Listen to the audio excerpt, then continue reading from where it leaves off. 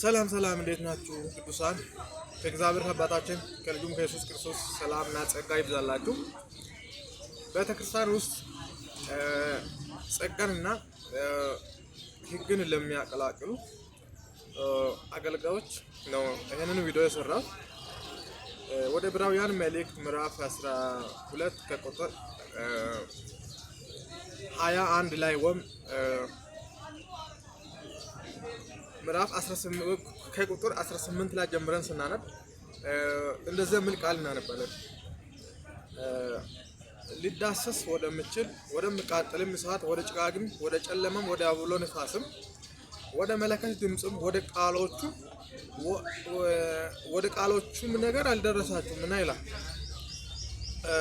ነገር ግን ይላል ያን የሰሙት ሌላ ቃል እንዳይጨመርባቸው ለመኑ ይላል። እንስሳ እንኳን ተራራውን ቢነካ ተወግረው ይሙት የምትለውን ትእዛዝ ሊታገሱ አልቻሉምና ሙሴ እጅግ እፈራለሁ እንቀጠቀጥማለሁ እስኪል ድረስ የምታየው እጅግ የሚያስፈራ ነገር ነበረ ብሎ ነገር ግን ይላል ወደ ጽዮን ተራራ ወደ ሕያው እግዚአብሔር ከተማ ደርሳችኋል፣ ወደ ሰማያቱም ኢየሩሳሌም በደስታም ወደ ተሰበሰቡ ወደ አእላፋት መላእክት በሰማያት ወደ ተጻፉ ወደ በኩራት ማህበር የሁሉም ዳኛ ወደሚሆን ወደ እግዚአብሔር ፍጹማን ወደ የሆኑት ወደ ጻድቃን መንፈሶች የአዲስ ኪዳን መካከለኛ ወደሚሆን ወደ ኢየሱስ ከአቤልም ደም ይልቅ ወደሚሻለው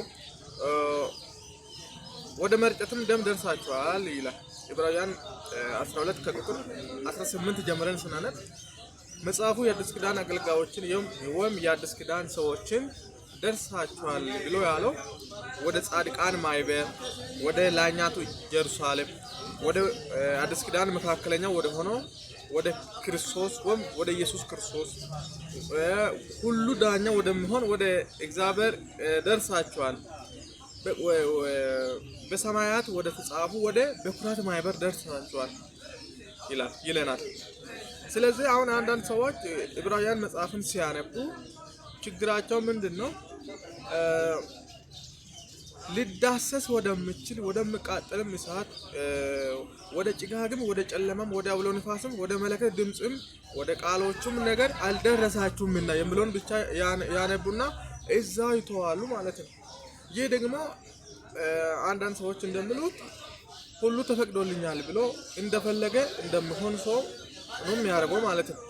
ምክንያቱም መጽሐፉ ደርሳችኋል ብሎ ያለን ወደ አዲስ ኪዳን በግ ነው፣ ወደ ቅዱሳን ማህበር ነው፣ ወደ አእላፋት መላእክት ነው፣ ወደ ሁሉ ዳኛ ወደ ሆነው ወደ እግዚአብሔር ነው ማለት ነው እንጂ ይሄ ዘጸአት 19 ላይ ስናነብ የምናገኘው ቃል ነው ማለት ነው። ሕግ ሲሰጥ መጽሐፉ ለእስራኤላውያን እግዚአብሔር ሕግ ሲሰጣቸው ተራራ ላይ መጥቶ እነዛ ነገሮች ሁሉን አሳይቷል ማለት ነው።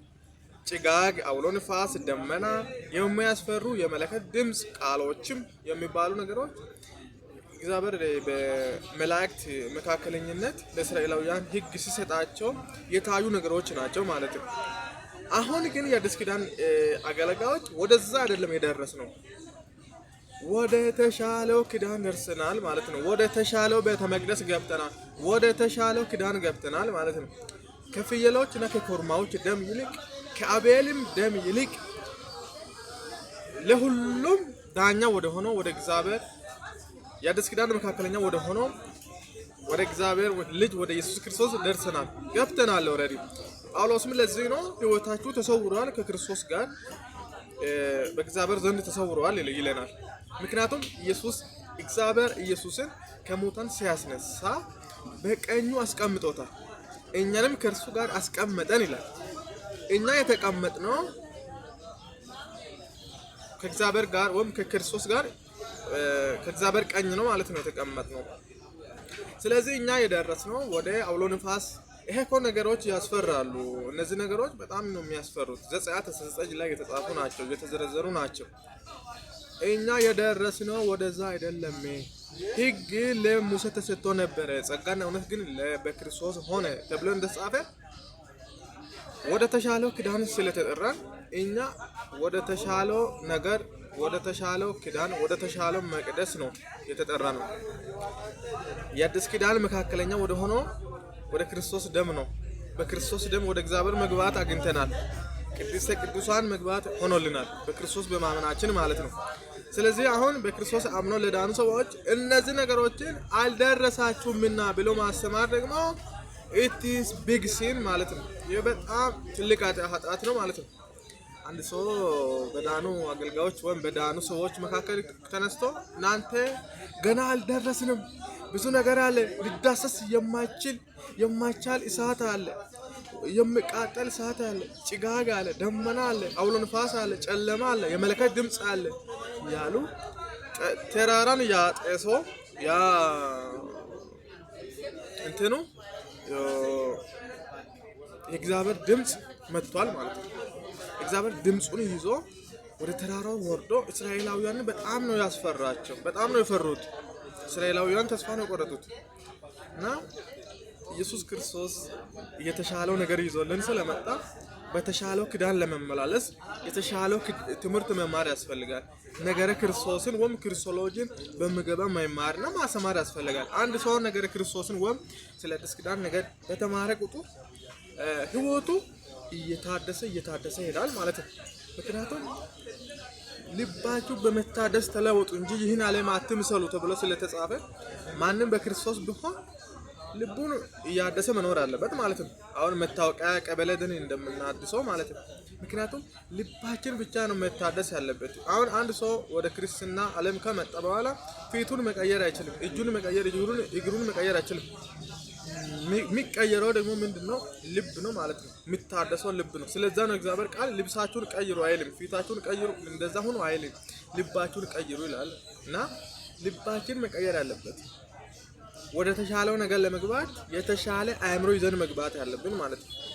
የአዲስ ኪዳን በግ ኢየሱስ ክርስቶስ የተሻለ ነገር ይዞ መጥቷል። የዕብራውያን መጽሐፍ ማብራሪያ ካየንና 13ንም ምዕራፍ ጀነራላይዝ ወይም ሳማራይዝ አድርገን ካየን መጽሐፉ አጭርና 3 ነገር ብቻ ነው የሚነግረን ማለት ነው። የተሻለ ነገር ይዞ የመጣውም የተሻለ ሊቀ ካህን ኢየሱስ ክርስቶስ እንደሆነ፣ የተሻለ መቅደስም በኢየሱስ እንደተተካ፣ የተሻለ መስዋዕትም በክርስቶስ እንደተተካ ይነግረናል ማለት ነው። የፊተኛ ኪዳን ብዙ ነቀፋ ነበረበት ማለት ነው። ቃሉ እንደምለው የተለያየ ነገሮች ነበሩበት። የሰውን ሕሊና ፍጹም ሊያደርጉ በማይችሉ በኮርማዎች እና በፍየሎች ደም ነው የተመሰረተውና የአዲስ ኪዳኑ የተመሰረተው በክርስቶስ ደም ከሁሉ በሚሻለው ከሰማይ በመጣው በመንፈስ ቅዱስ ተጸንሶ በተወለደው ፍጹም ሰው በሆነውና ፍጹም አምላክ በሆነው በክርስቶስ ነው ማለት ነውና ስለዚህ የተሻለው ነገር ለመማር የተሻለ አእምሮ የታደሰ አእምሮ ይዘን መግባት ያለብን ለማለት ነው። ስለዚህ እግዚአብሔር ቃል ስታነቡ ሁሉ ተፈቅዶልኛል ብላችሁ ብቻ አትቆሙና ወረድ ብላችሁ አንብቡ። ወደዛ አልደረሳችሁም ካለ አሁንም ሌላ ጉዞ ይቀራችኋል ማለት አይደለም። ወደዛ ወደሚቃጠል ወደ አውሎ ነፋስ ወደ ጨለማ አልደረሳችሁም ብሎ ሲል ወይኔ ያልደረስንበት ሌላም አሁን ጉዞ አለ ብላችሁ እንዳታስቡ። ነገር ግን ወደዛ አይደለም የደረሳችሁት ይላችኋል። እነዛ ከእስራኤል ኢየሱስ ክርስቶስን አምኖ የዳኑ ቤተ እስራኤላውያን ናቸው ማለት ነው፣ የዕብራውያን ሰዎች። ለነዛ ሰዎች ደግሞ ምንድነው የሚያስፈልጋቸው? ያውቃሉ። እግዚአብሔር ለሙሴ ለእስራኤላውያን ወይም ለአባቶቻቸው ሕግ ሲሰጥ ምን አይነት ሁኔታ ውስጥ እንደነበሩ ያውቃሉ። ስለዛ እናንተ አሁን የደረሳችሁት አባቶቻችሁ ወደ ደረሱበት ወደዛ አይደለም። ለእናንተ የደረሰው ነገር የተሻለ ነገር ነው። ነገር ግን እናንተ የደረሳችሁት ወደ ጽዮን ተራራ ደርሳችኋል። ወደ ሕያው እግዚአብሔር ከተማም ደርሳችኋል። እዚህ ሆናችሁ እዛ ናችሁ። የእግዚአብሔር ከተማ የእግዚአብሔር ተራራ በኢየሱስ ክርስቶስ ሆናችሁ ደርሳችኋል። ወደ ሰማያዊቱም ኢየሩሳሌም ደርሳችኋል። ምድራዊ ኢየሩሳሌም አሁን በባርነት ልጆችን ወልዳ እንዳለች ጳውሎስ ይነግረናል ማለት ነው ገላትያ ውስጥ። እናንተ ግን የደረሳችሁት ወደ ጨዋይቱ ወደ ሰማያዊቱ ኢየሩሳሌም ደርሳችኋል። በደስታም ወደ ተሰበሰቡ ወደ አእላፋት መላእክት ደርሳችኋል። በሰማያትም ወደ ተጻፉ ወደ በኩራት ማህበር ደርሳችኋል። ሁሉም ዳኛ ወደ ሆነው ወደ እግዚአብሔር። ከዚህ በላይ ወዴት ነው መድረስ የምንፈልገው? ስለዚህ ቤተክርስቲያን ውስጥ እነዚህ አይነት ነገሮችን ነው ማስተማር አለብን እንጂ